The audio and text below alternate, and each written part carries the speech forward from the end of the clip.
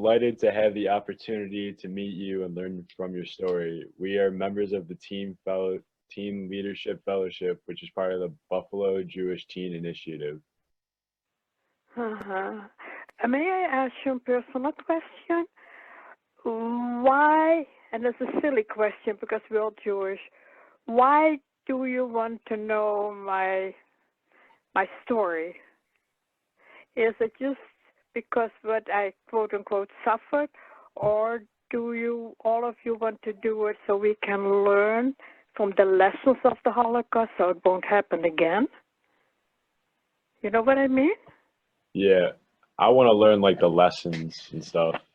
Like, Because that is what I do when I talk to audiences. I tell them I'm here, I have a good life, blah, blah, blah. But I want to talk about the lessons of the Holocaust and human rights issues because it is still happening right now with genocides, you know what I mean? And that is why I'm talking.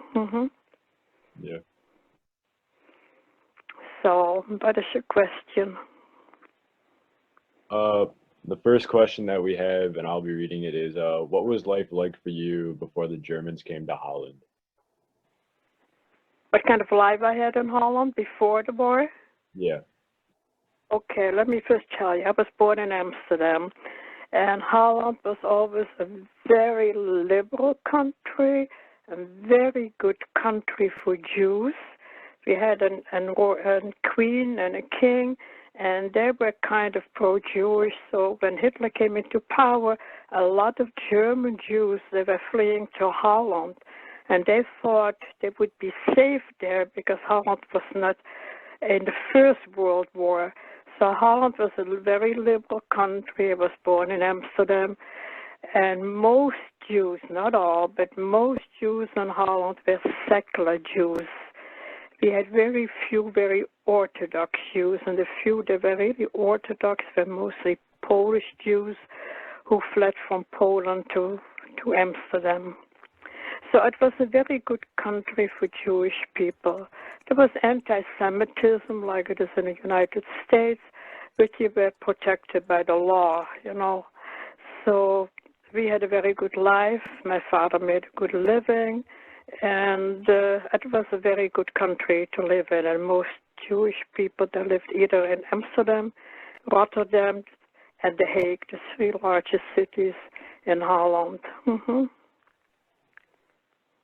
And that is what life was, before the war. Of course, I went to public schools, and then everything changed when the Germans came. Yeah. So after the Germans came, you had to move from one place to another pretty quickly. So how did you adjust to moving from place to place and like moving away from the life you knew? Well, I cannot give you a simple answer to that, and I tell you why. When the Germans occupied Holland, and it took them 5 days because Holland is so small, it is the size of Delaware here, the state of Delaware. What the Germans did when they occupied a country in Western Europe, what they did first, everything stayed normal the first 3 months. We all thought that the Germans, or we knew the Germans would lose the war. Why we were thinking that, I don't know. And so when they did not do anything the first 3 months, we thought, well, we can handle that. The Germans will lose the war real soon, and life will come back the way it was before the war. But that did not happen. So the Germans didn't do anything. So to pacify the occupied countries, we all thought they're not that bad because we get rid of them real soon.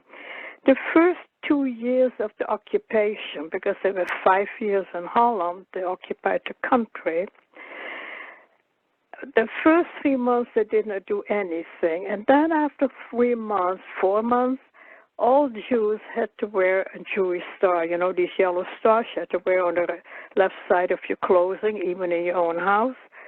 Jewish children couldn't go to public schools anymore. They had to go to schools in the worst part of Amsterdam for only Jewish children.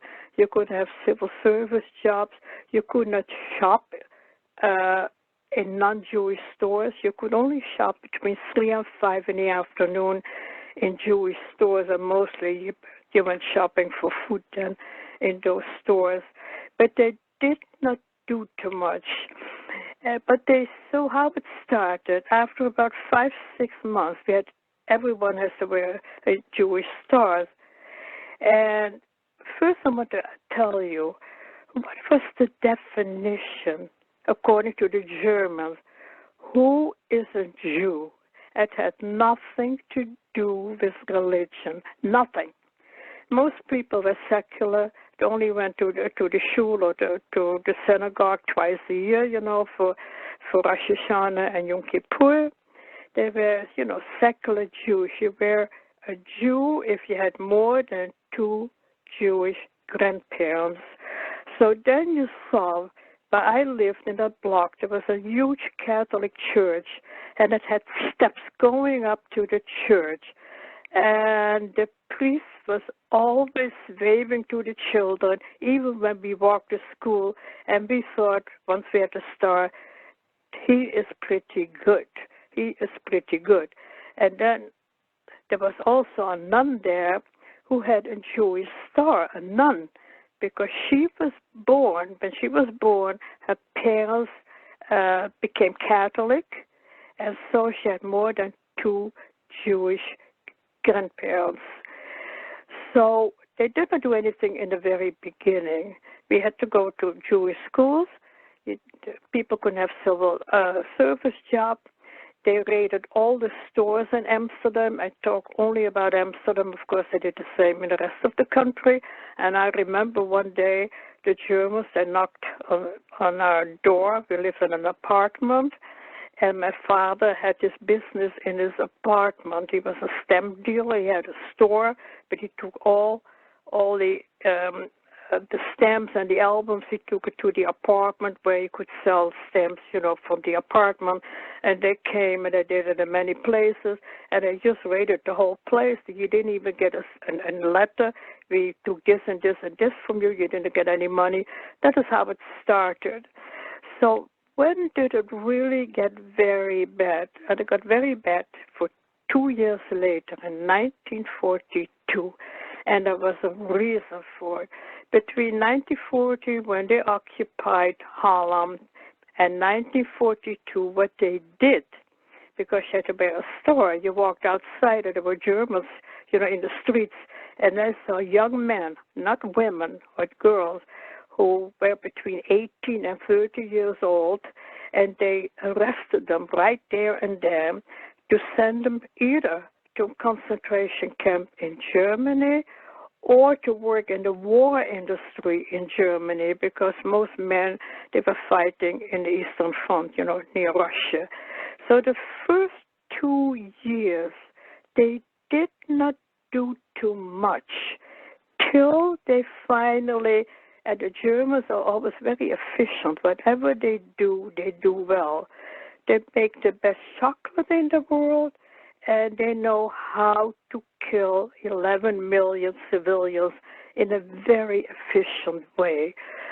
So what first happened in the Eastern Front near Russia, the Ukraine, they killed Jews one by one. They had to dig their own grave. You saw the pictures. And they could kill 1,000 or 2,000 people a day, and that was not very efficient for the Germans. Therefore, they thought, we built the gas chambers, and this way they could kill 10 or 15,000 Jews a day. A very efficient way to get rid of the Jews in a very short time. They killed 6 million Jews. They killed 5 million other undesirables, who were the other undesirables. They were the gay people, Jehovah's Witnesses, Quakers, and the severely mentally retarded. They killed 11 million people, of which 2 million were Jewish children. So in 1942, when they had to concentrate the extermination camp in Poland, then it started. There was a curfew in Holland or all the occupied countries. Nobody, if you were Christian or Jewish or whatever, You could not go out after 8 o'clock at night. You could not do that. So what they did in Amsterdam and the other countries too, they pulled up after 8 o'clock, but nobody could walk. They knew exactly where all the Jewish people were living. They had big army trucks. They took them out of the apartments. We didn't have private homes in those days in Amsterdam. And they took them to a theater in downtown Amsterdam in a kind of a Jewish neighborhood. They took all the seats out, and then they just dropped them off there for the evening and the night. And then the next morning, they put them all in streetcars. They stopped in front of that place, put them, went to the railroad station, the big railroad station in Amsterdam, and they traveled them to Westerbork. That was a concentration camp in Holland on the German border. And from there, every Tuesday, a cattle train, was leaving every Tuesday, and they had a plaque outside, and that said Westerbork, Auschwitz, Westerbork. And depending on the circumstances, how those trips could take 2, 3, and sometimes 4 days. There was no food, there were no facilities. It was just like cattle train. You couldn't even sit down. You had to stand up. So it started in 1942 when the Germans built the extermination camp. And it took them a little bit over a year, literally speaking, to pick up and arrest every Jew in Holland. They did the same in the other occupied countries. Now, a lot of people ask me, and they know the story of Anne Frank. Do you know the story of Anne Frank? Did you read that? Hello? Sorry, I was on mute. Yeah, Hello? we did. Well, kind of. Because I asked you, my story is similar to her. We lived in the same neighborhood. We went to the same school. We almost have the same birthday. And so people ask me, that's why I asked you, did you read your diary? How come the Jews just let it happen? How come they did not fight back? You could not fight back because they would kill you and your family. And nobody had guns, not even the Dutch police had guns. You could not fight back. So how come not everybody went into hiding? There were 3 conditions that you needed to go into hiding. Because you had to wear a star and you could not visit non-Jewish people, they couldn't visit you. You couldn't go to public schools, you couldn't shop anymore. You didn't have too many non-Jewish friends that you could ask, hey, could I stay with you till the war is over? Can you hide us? Can you hide us? The second condition was you needed a certain amount of money. Very few poor Jewish people could go into hiding. You had to pay the host family to take you into hiding because it was very, very dangerous. If they found you, they would not only kill me, they would kill the whole family, children and all. So you had to pay them. There was no food during the war. You had to pay for the whole family on the black market for food. So it was very difficult. Then you had a third condition. First, you could not look too Jewish because it was very dangerous when the Germans would ring the doorbell and find somebody who looks Jewish. Before the war, not anymore, most Dutch people, that kind of blonde hair and blue eyes, and Jewish people had a little bit darker complexion. So it was very dangerous to take people into hiding. Some very small children, babies and toddlers, they brought them to the rural areas, farms, and the farmers told their relatives and the neighbors that the children were, that the family brought them there to the farm because there was food for the children to eat. So it was very difficult to go into hiding. So we went into hiding too. And it was in the very, so when they pick you up, they put you in a theater downtown Amsterdam that is right now a museum, a Jewish museum in Amsterdam. And they kept you there for the night. And so my father was, it was possible. Everything was chaotic because it just started picking up thousands of people every night. And he bribed the guards. And so they let us go, and they gave us a special permit that we were indispensable for the German army because we made clothes for them and uniforms, something like that. And so when we went back home, we only stayed there for 2 days. My father found a family who were willing to take me in hiding, and another family who took my father and mother into hiding.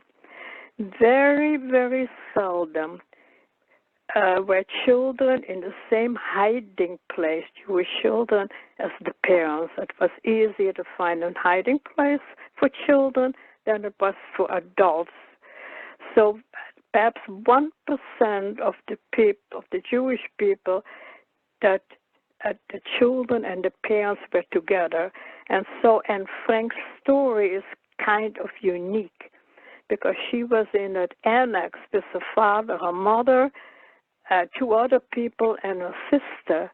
And so she was, although she had a lot of arguments with her mother, she couldn't get along with her, but she was loved. Her father taught her home, stuff from school. And so they lived there with 8 people for 2 years and 3 months. If you went into hiding, Amsterdam is a very, very old city, about 600 years old.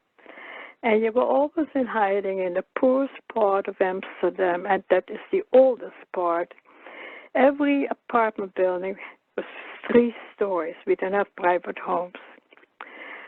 So if the people who took you into hiding, the rescuers, if they went out of town for 1 or 2 days, and you had to stay behind, you could not move, because in old apartments and old homes, all wooden floors creak. And the neighbors would think there is somebody there, while the neighbors were really going to visit their family. So there were 2 things these neighbors could do.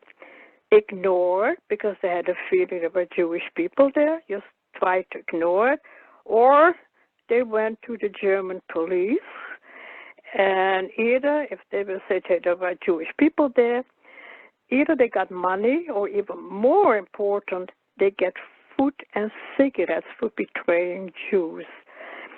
So if the neighbors thought, or you knew, that somebody was there, you had to go to another hiding place. And so I had about 11, 12 hiding places. You had to move all the time. And so did my parents. And then in the end, we were also betrayed, all of us. Sophia, do you mind if I stop you for a second? Because some of the teens had some questions about your experience in hiding specifically. I'm a talker, so just cut me off, okay?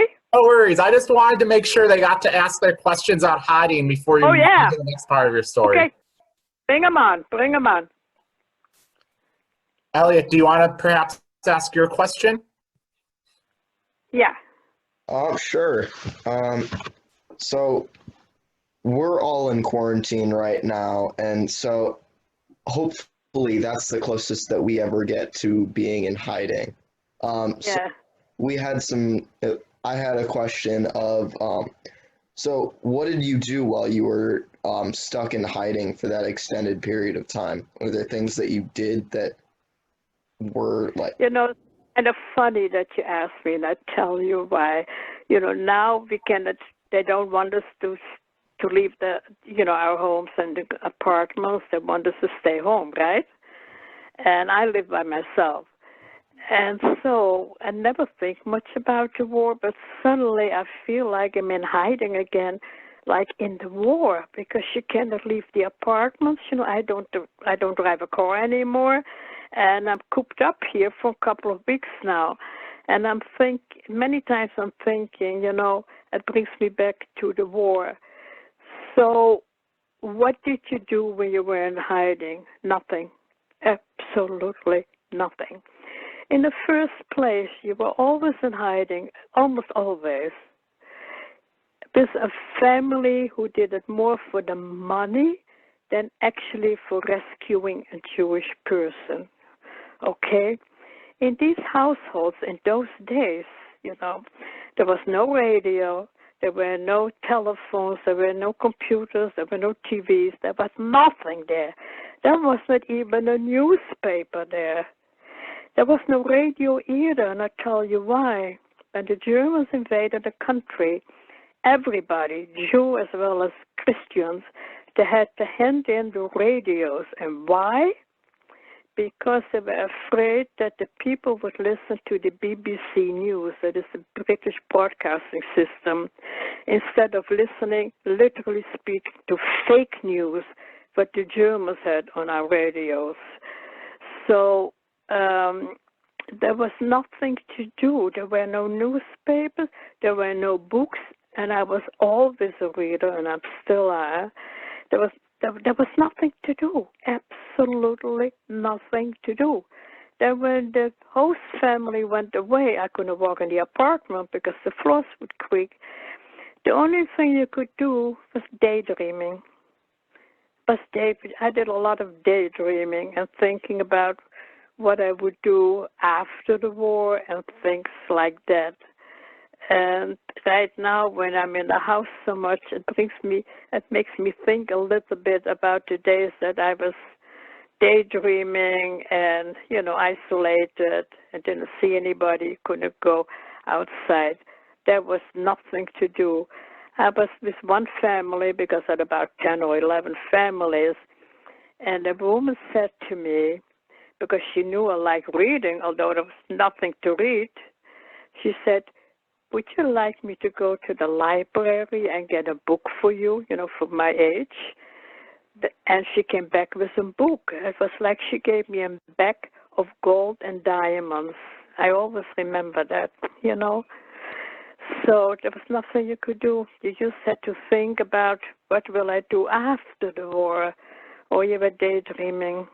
And we were so hungry. Everybody was starving in Harlem. You were always thinking about food.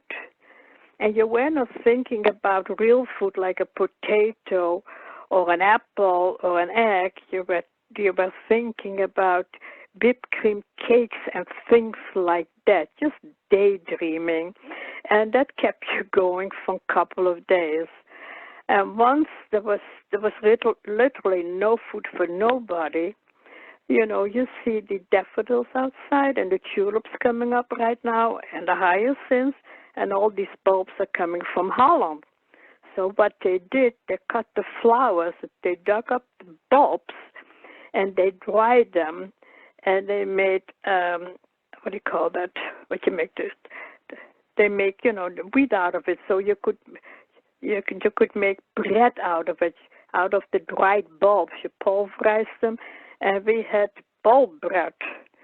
And once you ate that, you couldn't eat for the next 3-4 days because it was like concrete on your stomach. So everybody was suffering, not only the Jewish people. What kept you going? I think my age kept me going. I was very young. I was a teenager. I was 12 years old. When you're young, you always think, you know, nothing bad can ever happen to you. You will never die, etc., etc., etc. And we didn't know the war would last that long. I am sure, and I think about it many times, if I would have been in hiding during the war, if I was an adult person and a mother of some children, and my children were already sent to a concentration camp, I don't think I would have lasted during the war. I don't think so. I think I would have killed myself. But I was very, very young. And when you're young, you want to live. You want to live.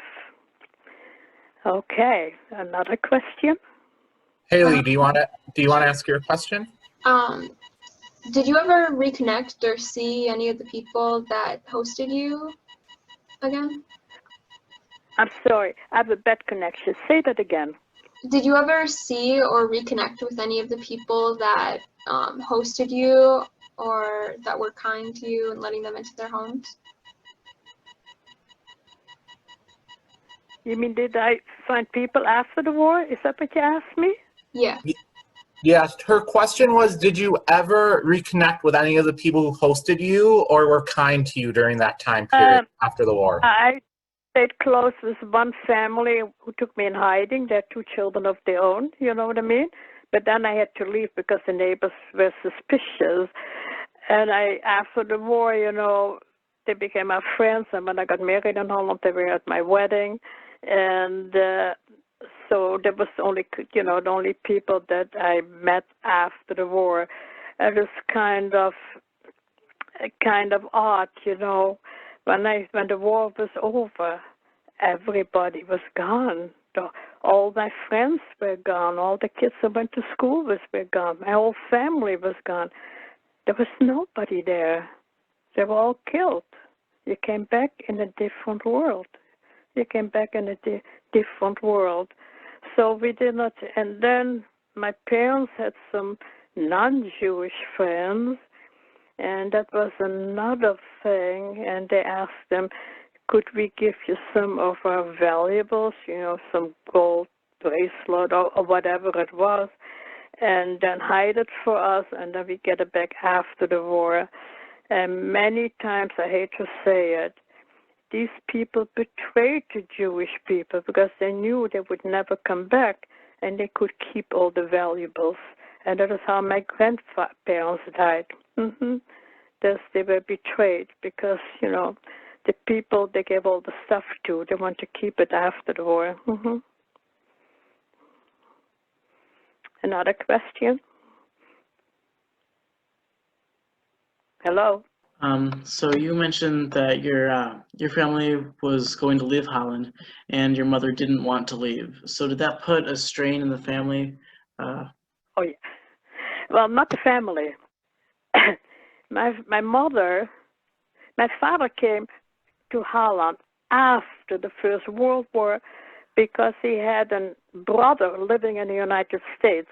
And he wanted to work for a couple of months in Holland to pay for his boat passage, you know, to go to the United States, to go to his brother. In the meantime, he met my mother, and they got married. And in those days, you know, there's a total different world. Before the war, my family did not like my father. He was Jewish. They didn't like, because he was a foreigner. He came from Germany. And the Dutch Jews didn't like it when you married a foreigner. So he was not well liked by the family because he was a German. However, because of my father, my cousin also survived. And my father paid, he was in hiding, the cousin, and my father paid his rescuers for hiding my cousin. And he and my mother, and I was an only child, and I survived the war because he had the money to pay the rescuers, you know, to hide us. And then he had some sisters who survived the war, who lived in Germany, and they went to Israel, what they call it, Palestine then, and he paid money so they could establish themselves. But they never liked him because he was German. He was a foreigner. That's the way it was in those days. Another question. If you ever met a Holocaust denier, what would you tell them? If I meet a Holocaust survivor? No, denier. Someone who denies the Holocaust. Oh, denier. You know, I have several ideas about that. I don't even want to argue with a denier because that is what they want. That makes us even. We are both having a conversation about a certain subject, right? However, are you, or do any of you who are listening to me, do you want to talk to a person who tells you that the world is flat like a pancake, okay? And they want to convince you that the world is not a globe, you know, a square, but that the world is flat. Are you going to argue with these people? No, because we know it is not like that. So when you have deniers, I tell them most of the time, I said, you know what? I said, you don't trust me, you know, or, you think we did it for the money. I said, why don't you go and ask the German government, the present day German government, if the Holocaust ever took place? Because the German government took ownership of the Holocaust. Yes, it happened in Germany. The Germans did it. And that is why Holocaust survivors, every month they get a small stipend from the German government for, they call it Wiedergutmachung money, for what happened to us. It is the German government who said, yes, it happened. And in Germany, and the same in England, if you go around and you tell a lot of people, let us say you go to a church or a big, where a lot of people are, you said the Holocaust never happened, that is a punishable offense.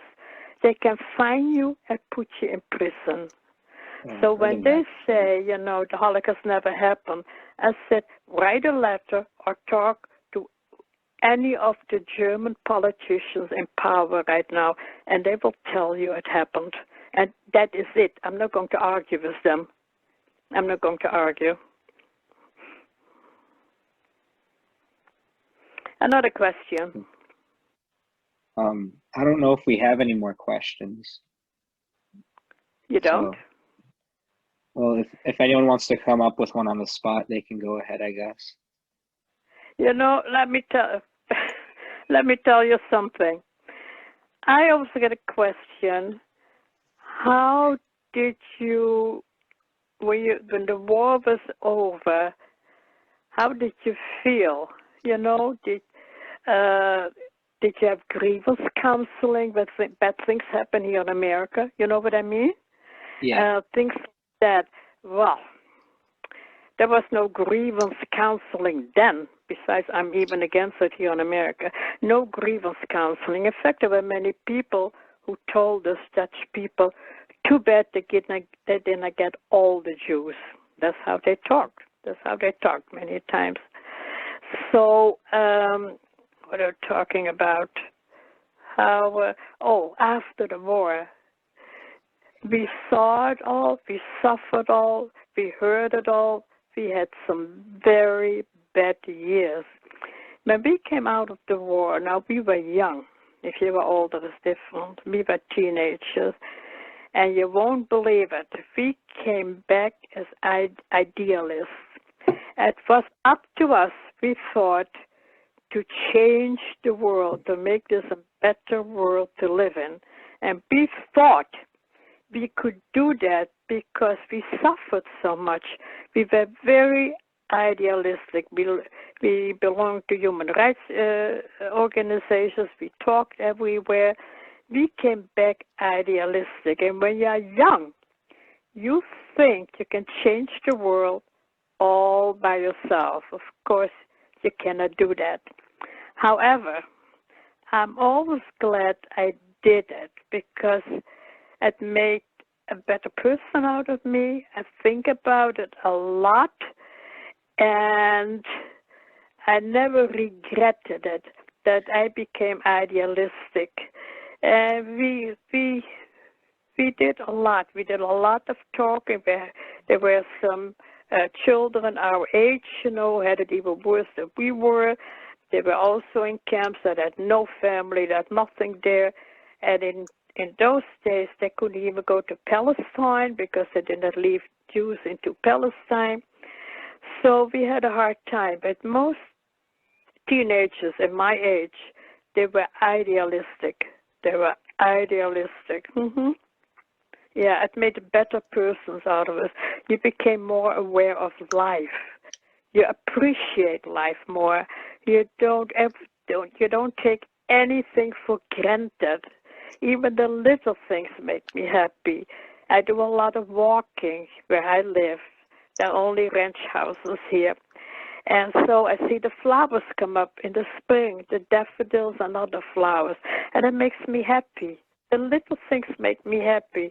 You appreciate everything, and you don't take anything for granted.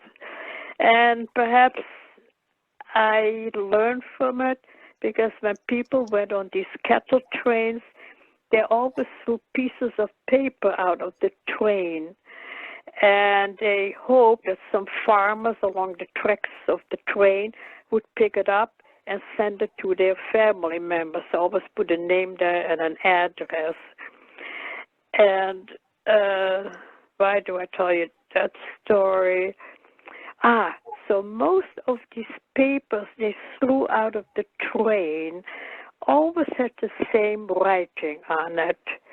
Please send this to such and so, and the address, and tell them we are fine, we are healthy, we have a little bag with our clothes in it and some food.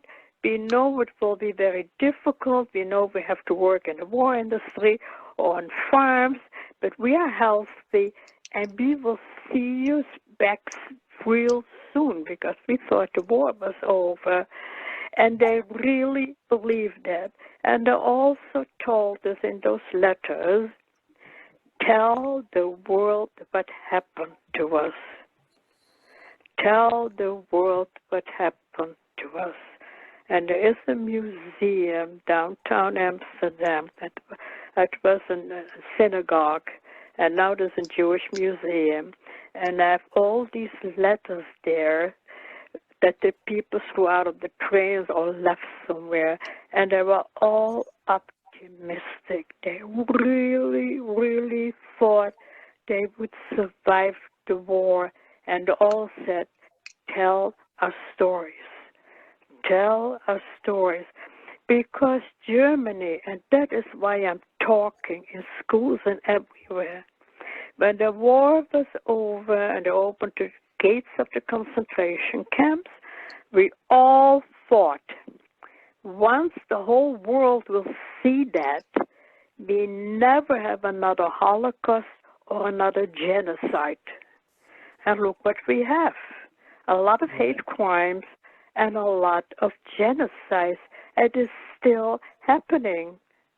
How could it happen? Germany was the most civilized country in the world before the war. They had the best universities, the best doctors, the best scientists, the best of everything. And it could happen in Germany. Could it happen in Canada? Could it happen in Australia? Could it happen in Switzerland? Could it happen here in America? There's a lot of hate crimes lately here in America. It can happen everywhere, and we have to talk about it. We have to talk about it. They told me, the Jews who never came back, tell our stories, and we are telling their stories. So they did not die in vain. We tell their stories. I talk in a lot of schools and a lot of colleges. Sometimes I get an audience of 800-900 people, and you always think, who listens to me? Or to other people who talk, who listens to me? Let me tell you something. They listen to us. I love this generation. Most of you are very idealistic. You do a lot of volunteer work, and you listen to us. So yes, we have to keep on talking about it. And Jews like to talk about things that happened 3,000 years ago, like Passover. We have to keep on talking about it so it won't happen again. That is our moral duty. Especially Jewish people have the duty. Any questions? Well, I have one more before our conclusion. I was just wondering, after the war, what did your perspective or faith in God change? You mean my belief, my religion? Yes. Yes. Did you lose your faith in God after the war? Okay. I'm never political correct. People who know me know I'm never political correct. I say it the way it is, right? Mm-hmm. In Holland, especially Amsterdam, most Jews, not all, were secular Jews. You know, you go to holidays, the high holidays. Every Friday night, Saturday night, my mother made a Shabbos meal, that kind of things, you know. We felt very Jewish, and we felt very comfortable in Holland to be a Jewish person. So we felt very Jewish, but not in a religious sense. And so after the war, I feel 1,000% Jewish. I was talking in Clarence High School, and about 12 kids were sitting around the table, teenagers. And one boy asked me, I never got that question, would you have been happier if you were not Jewish? And by that he meant these things would not have happened to you, right?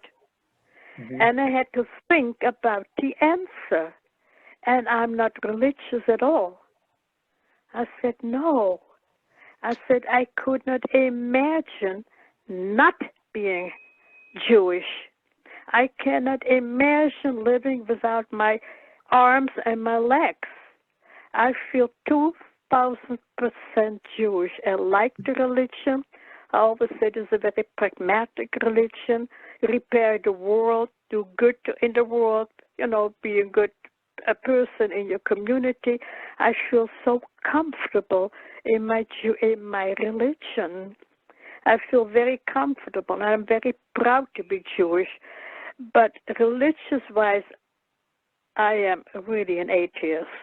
I have to say that I'm an atheist, and still I'm 2,000% Jewish. It sounds contradictory, and I'm very proud to be Jewish. I like the tradition and the philosophy and the culture. I like it. I feel at home among Jewish people. Mm-hmm. Do you feel like you've made a difference in how people see the Holocaust? I'm sorry, will you repeat that question, please? Yeah. Do you feel like you've made a difference in how people see the Holocaust?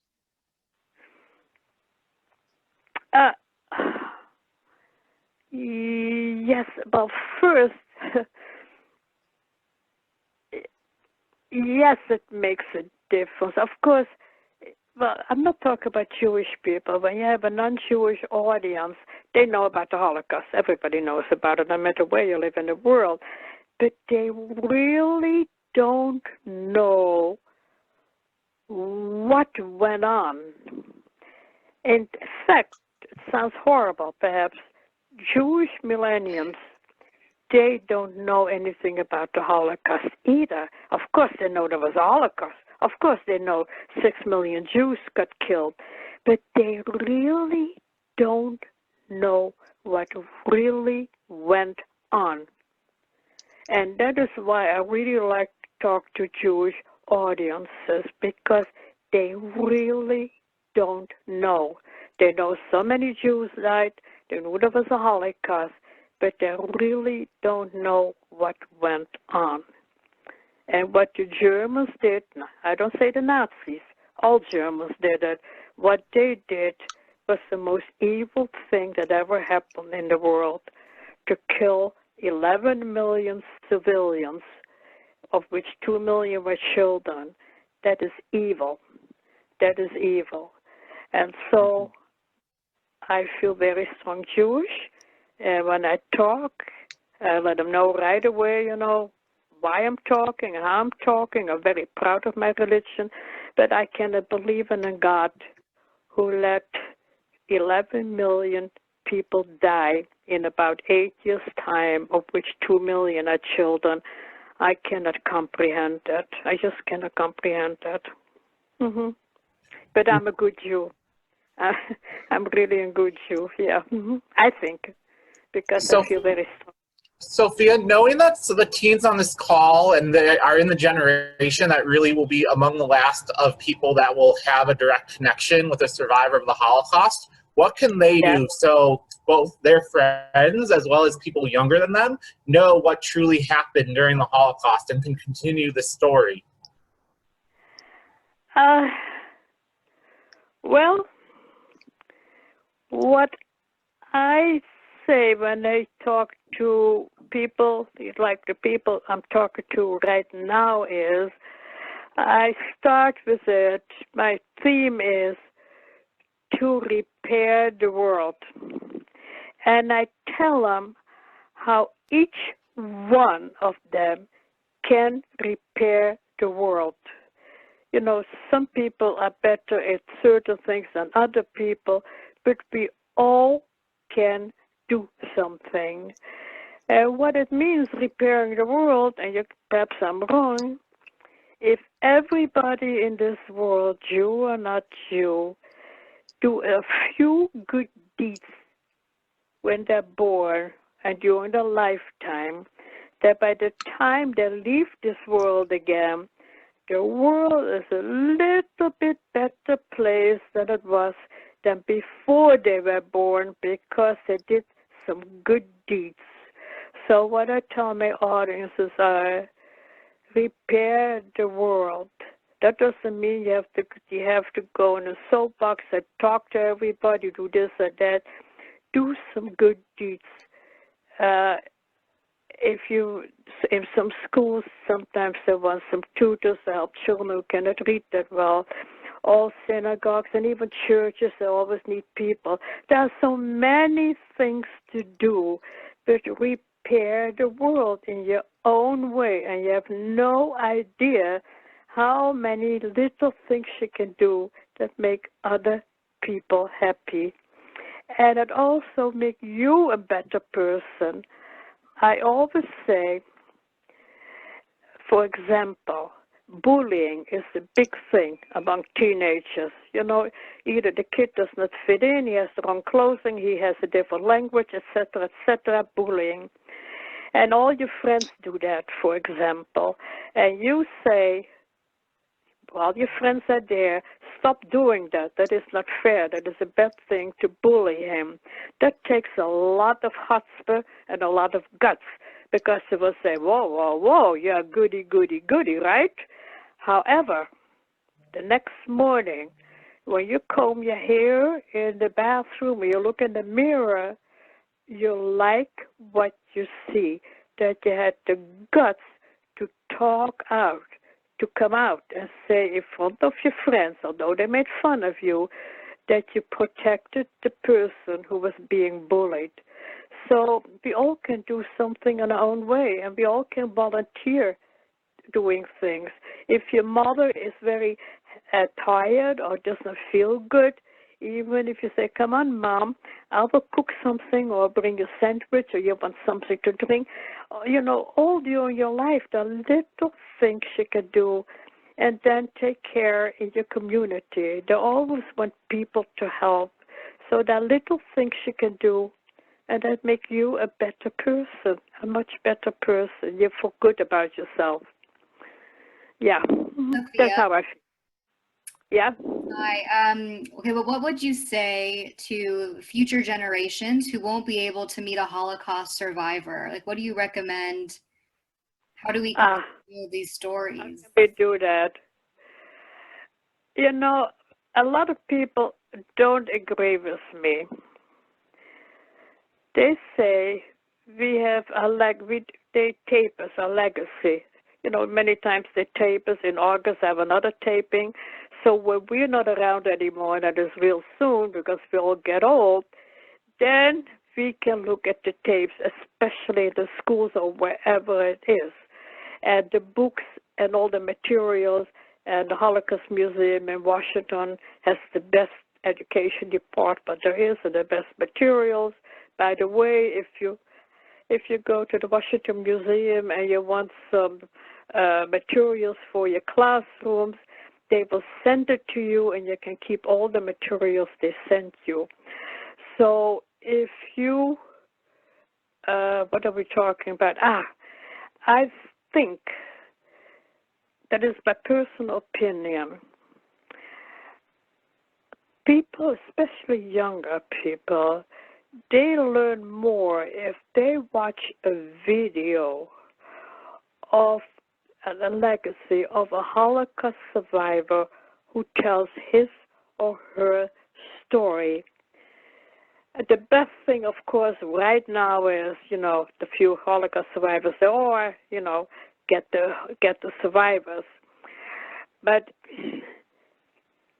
get the video and watch what he or she has to say. I like that better than a second, a third, or a fourth generation of an Holocaust person will talk to other audiences, because they can better relate to the person who is a Holocaust survivor. The other people, second, third, and fourth generation, they just tell a story, but it is different. We have somebody at the Holocaust Research Center gives a lot of lectures. I don't tell you who it is, if it is a woman or a man. He is really, or she, he, they, whatever you want to call them now, not the best one of speakers.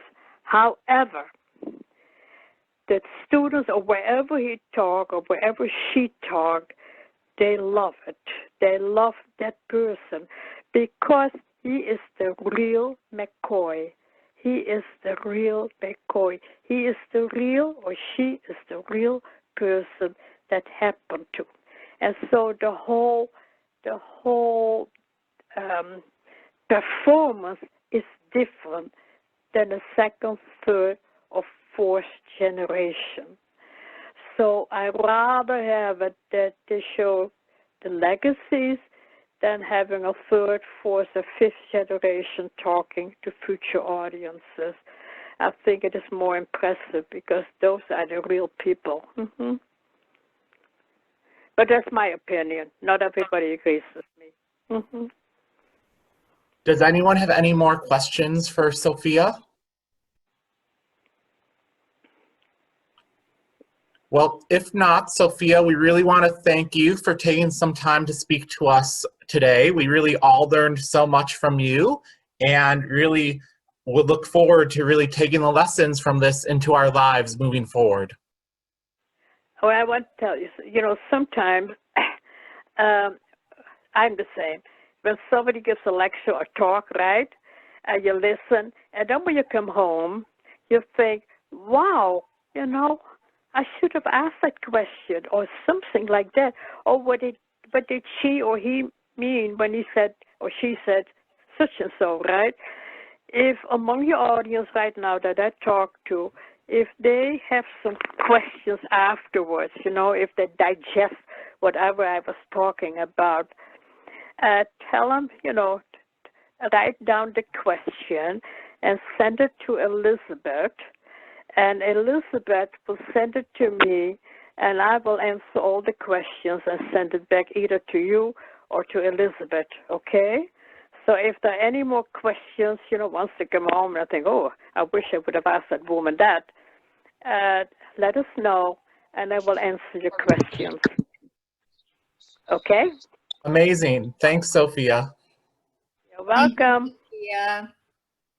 Thank you. Thank you, Stay healthy. Elizabeth, for helping me with Zoom.